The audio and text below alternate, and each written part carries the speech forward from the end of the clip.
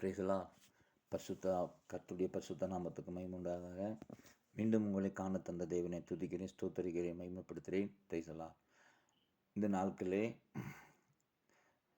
வசனம் தெளிவாக சொல்லுது. வெளிப்படுத்தல் 3:8 உன் கிரியைகளை நான் அறிந்திருக்கிறேன், உனக்கு கொஞ்சம் பலன் இருந்து என் நாமத்தை மறுதலியாமல் வசனத்தை கை கொண்டபடினால் திறந்த வாசலை உனக்கு முன்பாக வைத்திருக்கிறேன், அதை ஒருவனும் பூட்ட மாட்டான். கண்களை மூடி ஜெபமனோ.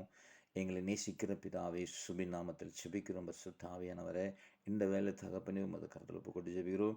பரிசுத்தாவி பேசுவீராக கேட்கிறோம் பிதாவே. ஆமென். வேதம் தெளிவாக சொல்லுது, உன் கிரியைகளை அறிஞ்சிருக்கிறேன், உன் கிரியைகளை அறிஞ்சிருக்கிறேன். பிலதெலியா சபையின் தூதனுக்கு எழுதப்பட்டதான தீர்க்கதரிசனம், உன் கிரியைகளை நான் அறிஞ்சிருக்கிறேன். மனுஷனிடத்தில் பல கிரியைகள் இருக்குது. ஆனால் சபைக்கு கொடுக்கப்பட்ட தீர்க்க தரிசனங்கள், சபைக்கு கொடுக்கப்பட்ட தூதுகள், சபைக்கு கொடுக்கப்பட்ட மறைப்பொருள்கள், சபைக்கு கொடுக்கப்பட்ட பயங்கரமான மறைப்பொருள்கள். அப்போ இந்த வெளிப்படத்தில் விசேஷத்துக்குள்ளே உள்ளே போகும்போது, 1ஆம் அதிகாரத்துக்குள்ளே போகும்போது, 1-2 போகும்போது 7 குத்து விளக்கு, 7 சபை, 7 தூதன், எல்லாம் அப்படி 7 கொண்டு வந்திருக்கிறாரு. அது தெளிவாக நம்ம உள்ளே பார்க்குறோம். பிரியமான சகோதரா, பிரியமான சகோதரி, வேதத்தில் பயங்கரமான மறைப்பொருள்களை உள்ளே வச்சிருக்கப்படும் போது கர்த்தர் நம்மளை பார்த்து சொல்லுகிறாரு, உன் கிரியைகளை அறிஞ்சிருக்கிறேன். ஆமாம், 1 தீமோத்தேயு 4:1 சொல்லுது, ஆகிலும் ஆவியானவர் வெளிப்படையாக சொல்லுகிறபடி பிற்காலங்களில் மனசாட்சியின் சூடுடைய பொய்யத்தினாலும் சிலர் வஞ்சிக்கிற ஆவிகளுக்கும் பிசாசின் உபதேசங்களுக்கும் செவி கொடுத்து விசுவாசத்தை விட்டு விலகி போவார்கள். களையை விதைக்கிறவன் எப்படிலாம் நிற்கிறான், விசுவாசத்தை கெடுக்கிறதுக்கு நிற்கிறான். பொல்லாத கிரியைகள், வஞ்சிக்கிற ஆவிகளுக்கும் பிசாசின் உபதேசங்களுக்கும். பிரியமான சகோதரா, பிரியமான சகோதரி, இந்த வஞ்சிக்கிற ஆவிகளும் பிசாசின் உபதேசங்களுக்கும் நிறைய செவி கொடுத்து ரூட்டு மாறுது. கஞ்சா, சாராயம், குடிவெறிகள். இப்போ ஆண்கள் ரவுடிலாம் போயிட்டாங்க, பெண்கள் ரவுடி ஆகி இந்த கிரிகளை இன்றைக்கி நினச்சிக்கிட்டு இருக்காங்க, போராடிக்கிட்டு இருக்கிறாங்க. இந்த கிரிகளை கையில் வச்சுக்கிட்டு நல்லா டான்ஸ் ஆடி, ரோடாக டான்ஸ் ஆடி, ரோடாக ரோட்டுகளில் பொம்பளை கஞ்சா போட்டு சாராயம் போட்டு படுத்து கிடக்கா, குடிச்சிட்டு படுத்து கிடக்கா. சிந்திப்போம். பிரியமான சகோதரா, பிரியமான சகோதரி, இன்றைக்கி மனுஷனிடத்தில் பல கிரிகள் இருக்குது. ஒரு மனுஷன் 80 லட்ச ரூபாய்க்கு வீடு கட்டிட்டு கொஞ்ச நாள் வாழ்ந்துட்டு அதை இடிச்சிட்டு 1,50 கோடி ரூபாய்க்கு கட்டினான். நல்லா செஞ்சுக்கணும், 1,50 கோடி ரூபாய்க்கு கட்டினான். அந்த வீடு கடைசியில் உருள் போட்டில் இந்த வீடு உருள் போட்டில் தண்ணி தூக்கிட்டு போயிடுச்சு, அப்படி மண் இடித்து கொண்டு போயிடுச்சு. மனுஷனுடைய கிரிகள் எப்படிப்பட்ட கிரிகளாக இருக்குது. பிரியமான சகோதரா, இயேசு கிறிஸ்து தன்னுடைய ஜீவனை கொடுத்த ஒரு பெரிய கிரியைகள் இருக்கு. மனுஷனுக்காக தன்னுடைய ஜீவனை கொடுத்த கிரியையில் இந்த உலகத்தில் வேறு ஒரு கிரியைகளுமே கிடையாது. அதை தான் நமக்கும் ஏசப்பாவுக்கும் உள்ள ஒரு பெரிய வளர்ச்சி. இது தேவன் சொல்கிறார். என்ன சொல்கிறாரு, உன் கிரியைகளை அறிஞ்சிருக்கிறேன், உனக்கு கொஞ்சம் பலன் இருந்தும் என் நாமத்தை மறுதலியாமல் வசனத்தை கை கொண்டபடினால் திறந்த வாசலை உனக்கு முன்பாக நான் வைத்திருக்கிறேன், ஒருவனும் அதை பூட்ட மாட்டான். திறந்த வாசல். பிரியமான சகோதரா, எத்தனை வாசல் அடைக்கப்பட்டிருக்குது, எத்தனை குடும்பம் வாசல் அடைக்கப்பட்டிருக்கு.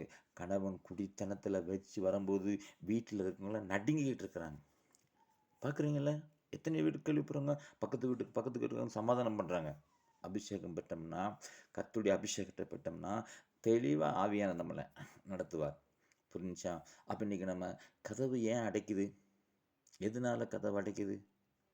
பவுல் சீலாவும் பாடி துதிக்கப்படும் போது எல்லாருடைய கதவுகளும் கட்டுகளும் அறுக்கப்பட்டது, எல்லாருடைய கதவுகளும் திறக்கப்பட்டது. சரியான ஆராதனை நடத்த ஆரம்பித்தாலே, சரியாக கர்த்தரை பாடி கர்த்தரை மகிமைப்படுத்தி காத்திருக்கணும். ஆண்டவரே, இன்றைக்கி இந்த இடத்துக்கு நான் பாடுறேன், எந்த பாடல் பாடணும் அப்படின்னு நம்ம காத்திருந்தோம்னு சொன்னால், அந்த பாடல் பாடும்போதே அநேக வாசல்களை கர்த்தர் திறப்பார். கட்டுகள் அறுத்து விடும்போதே வாசல்கள் திறக்கப்படும். எத்தனை வாலிபர் சகோதரர்கள் ஆபீஸ் படத்துக்குள்ளே தலையை ஓட்டிட்டு எடுக்க முடியாத இருக்கிறாங்க, அவங்க வாசல் அடைக்கப்பட்டிருக்கு. கர்த்தருக்கு பிரியமான சகோதரா, கர்த்தருக்கு பிரியமான சகோதரி, இன்றைக்கி சில வாசல்கள் அடைக்கப்பட்டிருக்கு. சில குடும்பங்கள் இன்றைக்கி சீர்குலைஞ்சிருக்குன்னு சொன்னால், வசனத்தை கையில் எடுத்து யுத்தம் பண்ணப்படும் போது தான் வாசல் நமக்கு திறக்கப்படும். வேதம் தெளிவாக சொல்லுது. அப்போ திறந்த வாசலை உனக்கு முன்பாக நான் வைத்திருக்கிறேன், ஒருவனும் பூட்ட மாட்டான். அதே வெளிப்படத்தில் 1:8 சொல்லுது. 1:18 மரித்தேன், ஆனாலும் இதோ நான் சதா காலங்களிலும் உயிரோடு இருக்கிறேன். ஆமென். சிந்திக்கணும். மனுஷனுக்காக மரித்து உயிரோடு எழுந்து 3வது நாள் உயிரோடு எழுந்து இன்னைக்கும் வாசல்ல கதவு தட்டுறானாம். கதவு த வாசல்ல கதவு தட்டு கதவு திறப்பா, கதவு திறப்பா. அங்க நான் வாசம் பண்றேன்னு சொல்லி கதவ திறக்கிறாரு. வாசப்படியில் நின்னு கதவ தட்டுகிறேன். ஒருவன் சத்தத்தை கேட்டு கதவை திறந்தா, அவனோடு கூடி நானும் சாப்பிடுவேன். என் கூட அவனும் சாப்பிடுவான். அடைக்கப்பட்ட வாசல் திறக்கப்படும்.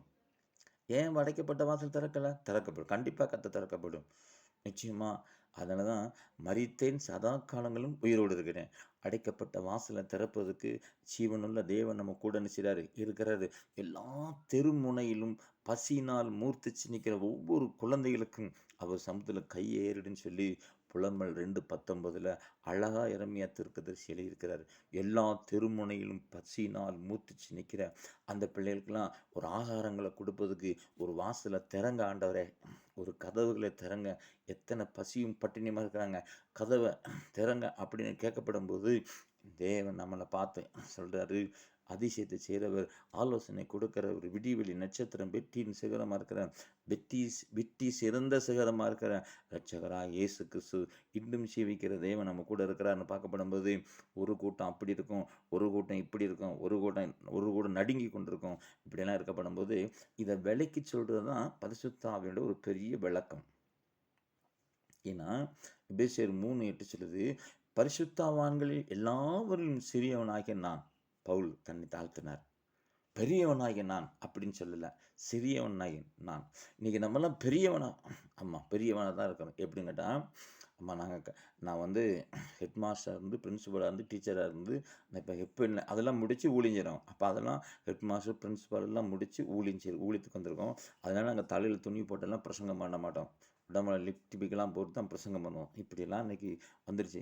ஏன் அந்த head master principal head master நீ படிக்கும்போதே உன் ஆண்டுக்கு ஊழியத்துக்கு அழைச்சும் போது நீ ஊழியத்துக்கு வந்ததுன்னா எத்தனை ஆத்மா வரபடி செஞ்சுருக்கலாம். அம்மா வேலையெல்லாம் முடித்து செட்டப்பாக நாங்கள் பிரியமான சகோதரா, பிரியமான சகோதரி, ஒவ்வொருவருக்கு ஒரு கணக்கு இருக்குது. இன்றைக்கி சில வாசல் அடைக்கப்பட்டிருக்கு. அடைக்கப்பட்ட வாசலை பவுலும் சீலாவும் ஆராதிக்கப்படும் போது அந்த வாசல் முழுவதும் அந்த சிறைச்சாலையை கர்த்தர் அசைச்சி, பரிசுத்த ஆவியினருக்கு மகிமை உண்டாவதாக, சிறைச்சாலையை அசைச்சி அந்த சிறைச்சாலையில் இருக்கிற எல்லா ஜனங்களுடைய கட்டுகளும் கலண்டு, அப்போ தான் சிறைச்சாலைக்காரன் கத்தி எடுத்துகிட்டு வரான். கத்தி எடுத்துகிட்டு அவனே குத்த போகிறான். பவுல் உள்ளன்னு சொல்லாரு, உனக்கு ஒரு கெடுதியும் செய்யாத, நாங்கள் எல்லாம் இங்கே தான் இருக்கோம். நீதிமான் சொல்கிறார், உங்களுக்கு ஒரு கெடுதியும் செய்யாத, நாங்கள் எல்லாம் எங்கே தான் இருக்கோம், இங்கே தான் இருக்கோம் சொல்லப்படும் போது ஓடி எவன் அடித்தானோ அவனை வச்சே கர்த்தர் காயங்கட்ட வச்சார். நமக்கு யார் எழும்புறாங்களோ அவங்கள வச்சே காயங்கட்ட வைப்பார். அதே வெளிப்பாட்டில் 3 சொல்லுது, நான் திறந்த வாசலை ஒருவனும் பூட்ட முடியாது, நான் பூட்டின வாசலை ஒருவனும் திறக்கவும் முடியாது. அப்போ சாவி யார் தான்? மரித்தேன் சதா காலங்கள் உயிரோடு இருக்கிறேன், ஆமேன். மரணத்துக்கும் பாதாளத்துக்கும் உரிய திறவுகோல் சாவியே கர்த்தர் தான். பிரியமான சகோதரா, பிரியமான சகோதரி, இந்த சாவி கர்த்தருக்குள்ளே இருக்கிற சாவி நம்ம கையில் வரப்படும் போது நம்மளையும் பெரிய அளவுக்கு கர்த்தர் நம்ம செய்வார், நடத்துவார். நம்பிக்கை இருக்கா? நம்பிக்கை திட்டம் இருக்கா? இன்னைக்கு நம்ம கர்த்தருக்குள்ளே எவ்வளோக்கெவ்வளோ வளரும், எவ்வளோக்கெவ்வளோ வளர்ச்சி இருக்கும் அப்படிங்கிறோன்னா, நம்மளை வச்சு அநேக அடைக்கப்பட்ட வாசலை திறப்பதுக்கு ஆண்டவர் சொன்னார், நீ பூமியில் எவையில் கட்டுகிறையோ பரலோகத்தில் கட்டப்பட்டிருக்கும், பூமியில் எவையில் கட்ட வைக்கிறையோ அது பரலோகத்தில் என்ன செய்யப்பட்டிருக்கும், கட்ட இருக்கப்பட்டிருக்கும். யாஸ் புரிஞ்சா? அப்போ இன்னைக்கு திறக்கவும் அடைக்கவும், திறக்கிறவரும் அடைக்கிறவரும் நம்ம கூட இருக்கணும், வேற ஒன்றும் இல்லை. திறக்கிறவரும் அடைக்கிறவரும் நம்ம கூட இருக்கணும். அதனால தான் லூக்கா ஒரு பாட்டு பாடியிருக்காரு, வாழ்வே நீர்தானையா என் வாழ்வே நீர்தானையா. என்ன பாட்டு, அழகான பாட்டு. மாறிப்போகும் இந்த உலகத்தில் மாறாத கர்த்தர் நம்ம கூட இருக்கிறார். ஜீவனுள்ள இயேசு நம்ம கூட இருக்கிறார். ஜீவிக்கிற பிதாவாகிய தேவன் நம்ம கூட இருக்கிறார். வாக்கு தத்துவத்தின் சொந்தக்காராகிய பிதாவாகிய தேவன் நம்ம கூட இருக்கிறார். பரிசுத்தாவிய அன்பு தகப்பன் நம்ம கூட இருந்து நம்ம நினைச்சது, நம்ம அடைக்கப்பட்ட வாசல்லாம் திறந்துக்கிட்டு இருக்காரு. சில வாசல் அடைக்கப்பட்டுக்குன்னா 38 வருஷமாக ஒருத்தன் படுத்து கிடந்தான்.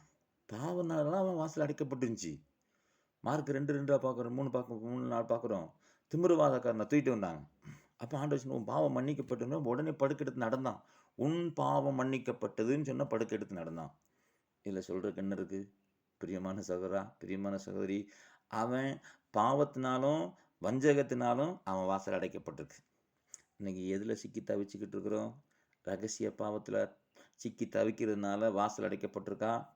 இல்லை முழுக்கமாக பாவத்தில் நிற்கிறனால வாசல் அடைக்கப்பட்டிருக்கா?